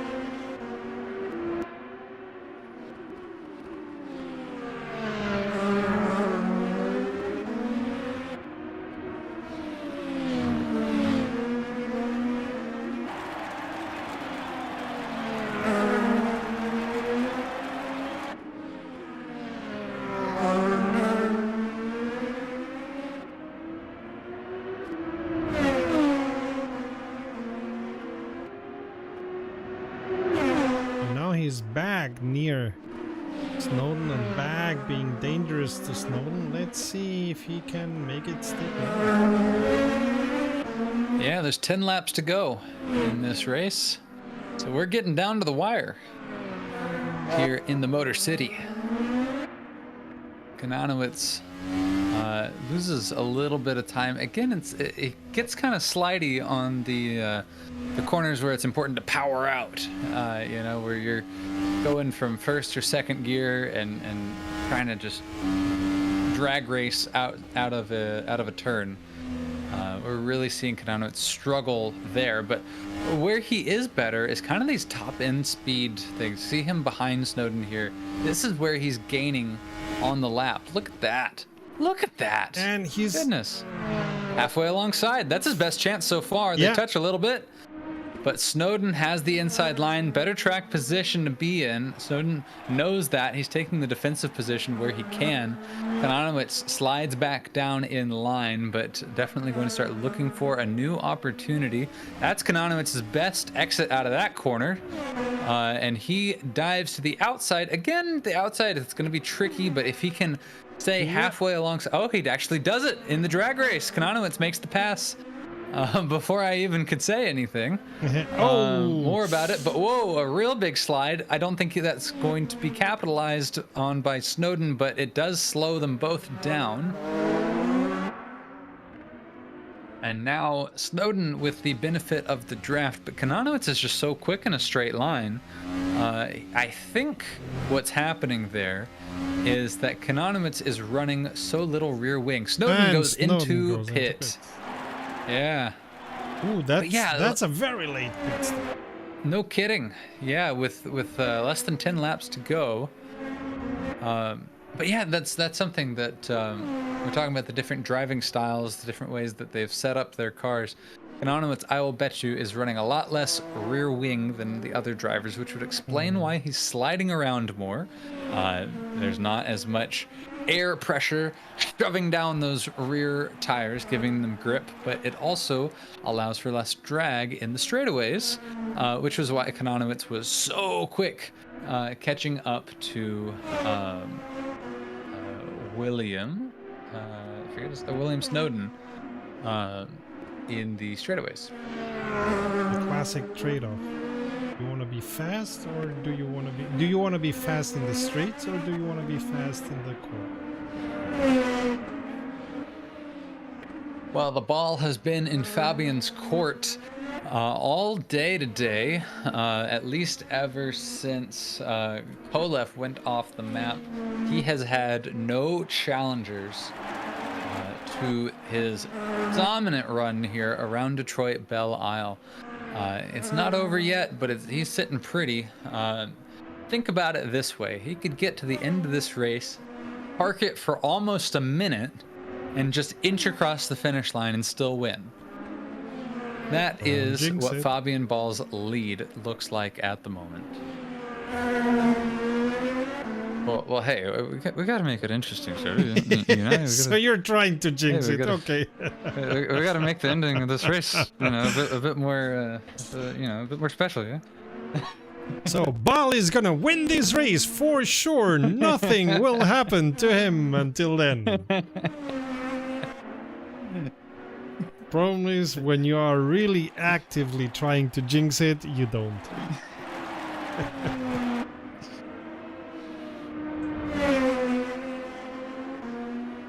It's like with Murphy's Law. If you are going out with an umbrella because you hope that it's gonna be sunny all the day, Murphy knows that, and it's gonna be.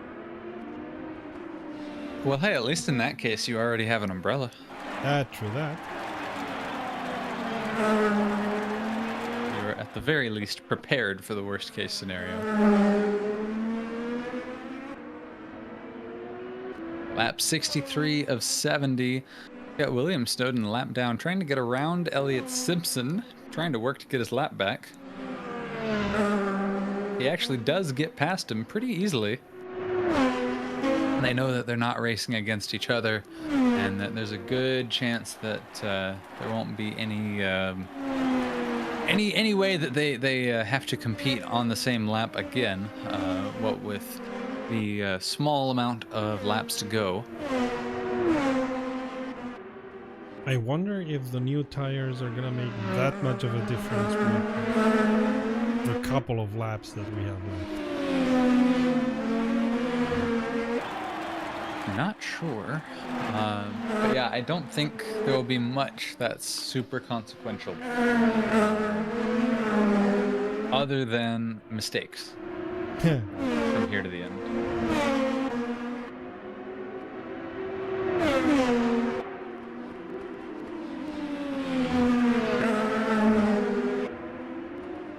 On the other hand, I'm keeping with Snowden because he was 20 seconds away from Kananovic. Now he's 18 seconds away from Kananovic. Let's see if and how that... even how he comes nearer to Kananovic. Well, in a field of 12, cracking the top 10 is not super difficult, True. but there is a bit of a fight for 10th place between Jesus Shirinhos and Sergei Zapoznikov. These guys have been fighting for several laps now for 10th place. Which, again, like I said, it doesn't feel like a whole lot. But remember, we started with 20 drivers, and so this is, competing for kind of the middle position in the race. Certainly solidly in the middle of the pack by most metrics, if we hadn't had so much attrition in this race. But again, Detroit Belle Isle is definitely a race where you're gonna finish with a lot fewer cars than you started with. It is similar to Indy and other oval racing venues in that regard, where you just kind of have to go into it expecting a lot of hard crashes. On the other hand, one that is famous or infamous for that is St. Pete being the first race of the IndyCar season. The drivers are not yet accustomed to the way that the, so to speak, new cars behave, and St. Pete is also a street race that has the walls coming ever so near to the drivers.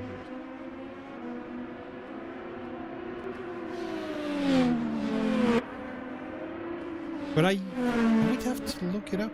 I don't think there is a St. Pete lap. 5 laps. Let's see. The original R Factor. R Factor 2 AI, St. Petersburg. Oh! There is. Sapochnikov loses control of the car, and Chirinos uses the opportunity he was near enough to be able to overtake. There is? Yes, there is. Ah, okay. At least I have found a video of drivers actually driving this mod against AI at St. Petersburg. Let's see if I find a link. Oh, Sapochnikov hitting the wall softly, but still.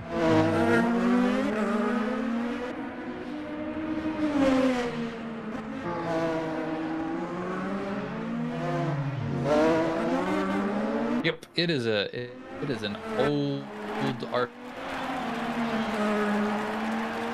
Factor 2, so it was probably converted from R Factor, but it does exist. It does exist. It's there. Made by IDT Racing Simulations. Another thing where it's a pity that Motorsport Games was not able to finish the IndyCar 24 sim that they had started. I was really looking forward. Yeah. I know you were more looking forward to Le Mans Ultimate, so you got what you wanted. I was looking forward. Now I feel bad. Dang. You don't have to. You had, as far as I know, you had nothing to do with Motorsport Games failing. They did that all by themselves. Well, I will say that this IndyCar mod here for R Factor 2 is a pretty darn good one. So we at least... If you're talking about the car, that's the official IR18 car of Studio 397. Yes, exactly. Exactly. It's not made by Motorsport Games themselves, but Studio 397 would have been most likely making the IndyCar game. Yeah. Come down, just a few laps left to go, and the number that I'm looking at is will Fabian Ball get a lead of 1 minute before the end of the race? Right now he's at 58.9 seconds, and there you go, 59 seconds and growing. So I'm looking to see if he's going to crack the 1 minute mark on his lead against second place Elliott Simpson. So you could win the race, take an espresso, and watch the second one. Although at this time of the night, he shouldn't be drinking.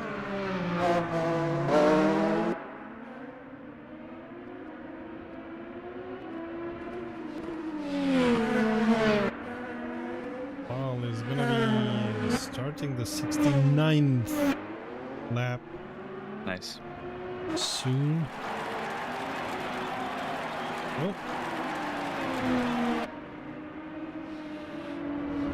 Uncontested for at least half of the race, if not longer.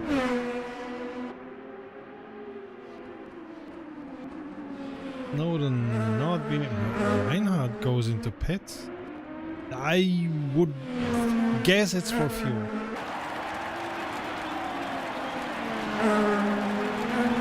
At this height of the race, it's for fuel. It's where you didn't do your calculations right.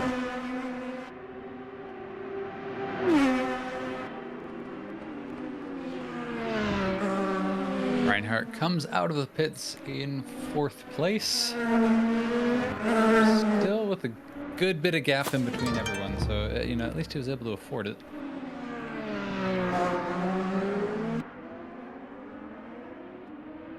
But yeah, I don't think it's actually going to happen. I don't think Fabian Ball is going to eclipse 1 minute of interval gap to second place. It's gone down to 57 seconds. Okay.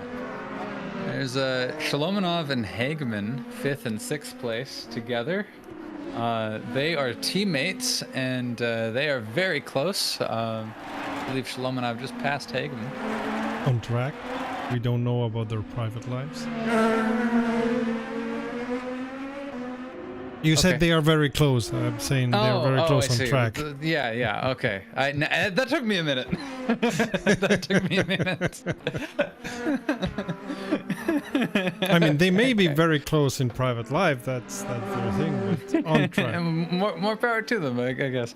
But no, Lars Hageman is now chasing his teammate Shalomonov through the technical section. They get out. Lap 70 of 70, Fabian Ball begins the final lap of the race. As is in American racing, the white flag waves for the final lap.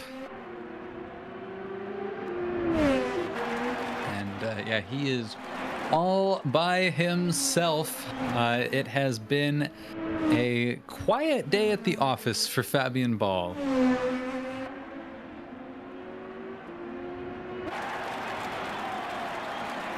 And there we go. Fabian Ball finishes first, goes to pits, prepares a small drink for himself, and can get back into the start and end line to see the second arrive. As Simpson in second is still 45 seconds away from finishing the race. Yeah, no, he's just now going through that technical chain bit that whenever we cut back to, or whenever I started talking about Ball again, like this is now where Simpson is at. That was where Ball is. That's incredible. That's quite the gap. Which, I mean, after a little under 2 hours of racing, it's surprising we don't see more races that are decided by bigger gaps, but the fact that we're within a minute after 2 hours of racing is a testament to the competitiveness of these drivers and their ability to drive at the limit for so long. Ramon Suvic came across the line as well in third place. That's your top three: Ball, Simpson, Suvic. And then we have Benjamin Reinhardt in fourth place. Yaroslav Shalomonov rounds out your top five.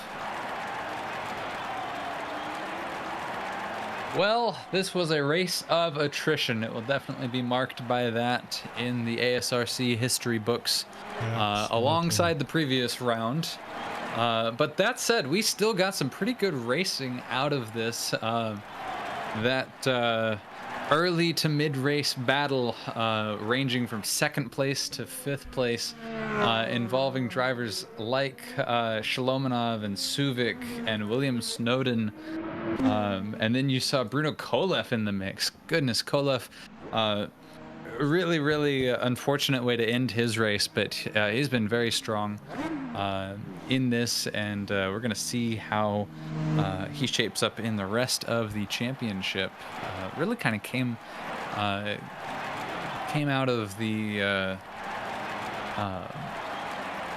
in IndyCar, Kolev was not on. I'm sorry, at Indianapolis, there we go. Kolev was not on the grid, as far as I'm aware, and so as we joined you here commentating this on Rum, we hadn't really thought about Kolev, but man, he dominated qualifying, and then the first part of this race, up until the first pit stop, he was showing real promise, and then afterwards he worked his way through.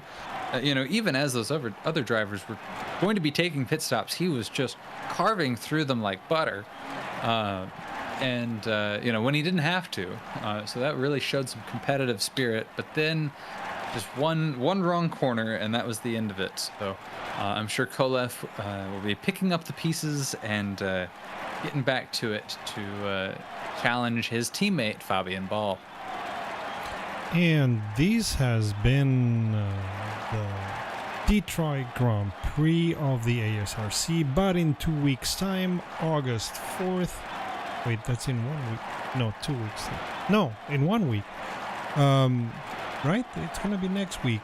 We are going to be seeing these drivers in another one of the tracks that I like a lot. That is Watkins Glen. And seeing is believing, and if you want to believe it, you better come see it. We will see you guys in a week. Same time, same channel. Until next time, save fuel, collect pickup, and we'll see each other at the podium. Bye. Bye.